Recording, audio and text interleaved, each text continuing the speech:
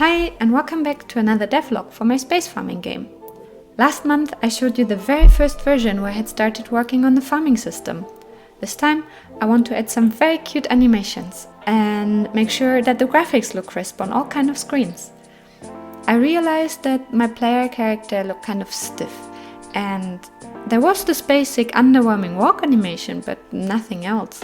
I believe a lot of satisfaction in playing comes from the feeling to be really in the world and really interacting with it. So let's jump right in how I improved all this.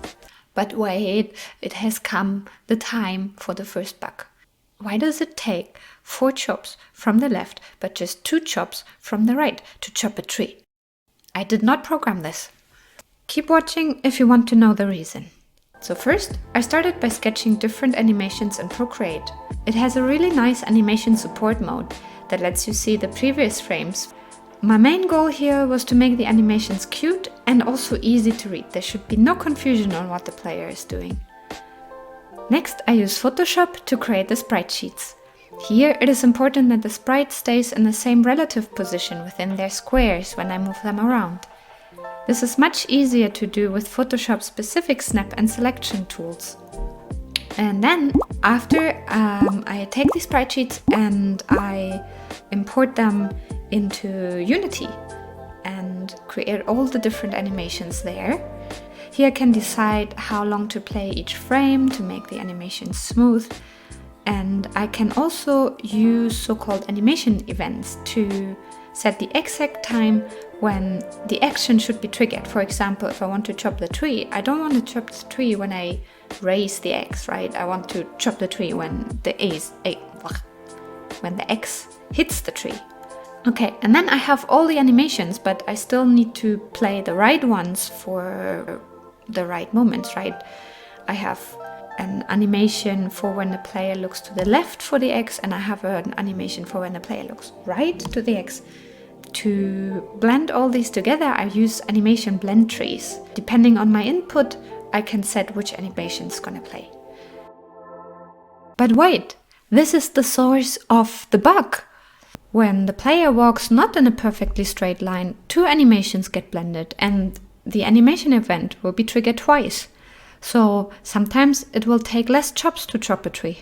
I can do a simple check in the code to prevent this. I also added some sound effects. I think that makes the animation pop a lot more. It's so important to have nice sounds. So now that we added all the new animations into the game, you might be asking, why are they black and white? The reason for it is that at the moment I really just want to focus on the animations themselves.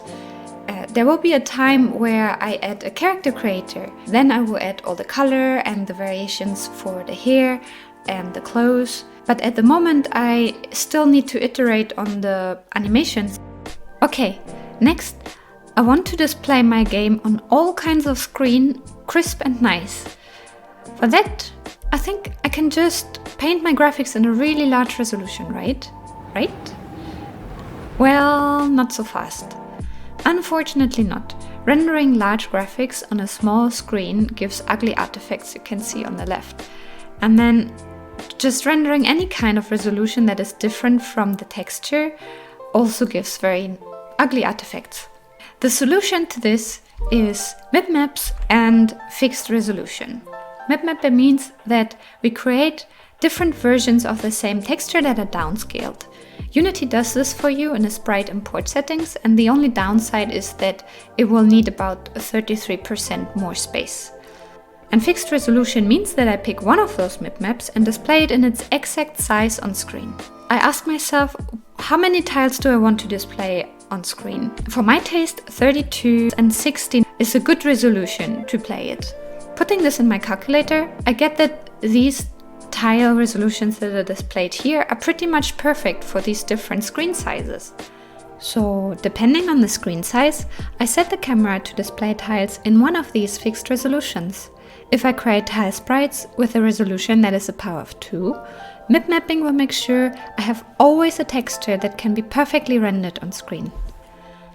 Okay, so now all rendering problems should be fixed, right? Right?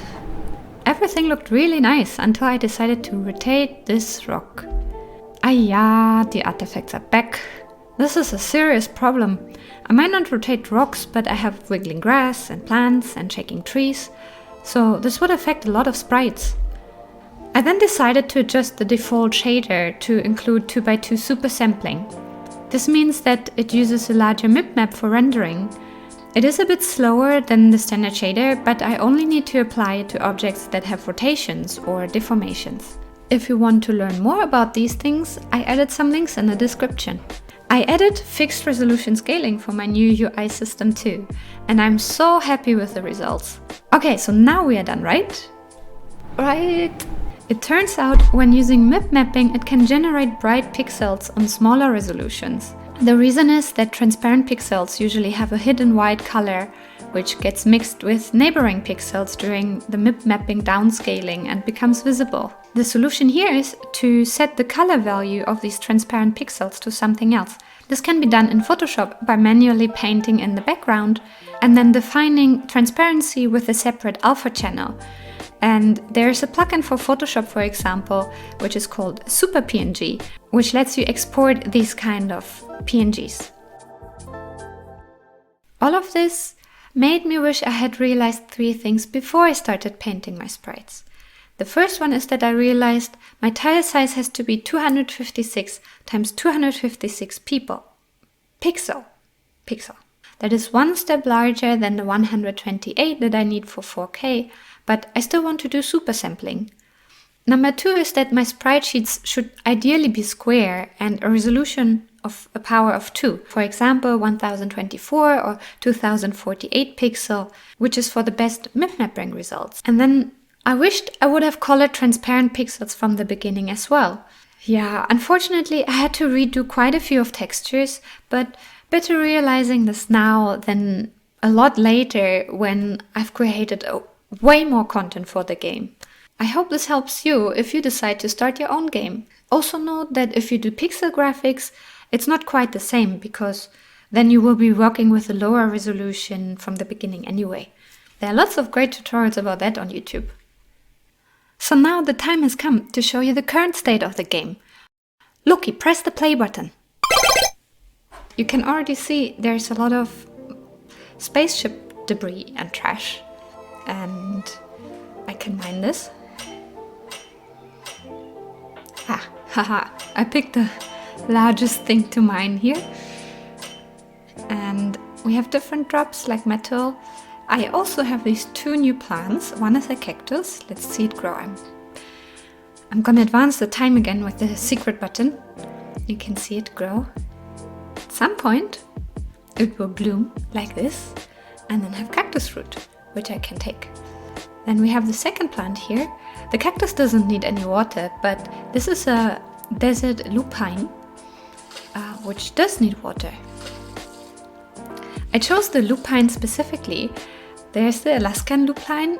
It spreads a lot in Iceland and it greenifies the cold deserts there.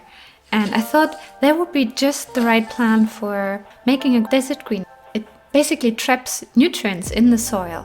So you can use this plant, and if it has grown a long time on your soil, the soil quality will improve over time. It also produces nice flowers that I can harvest.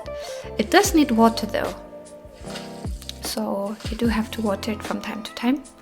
Speaking of plants, I also have a page in the book now that you can see here, where plants that you haven't grown yet but maybe seen are grayed out, and plants that you've fully grown are shown in color.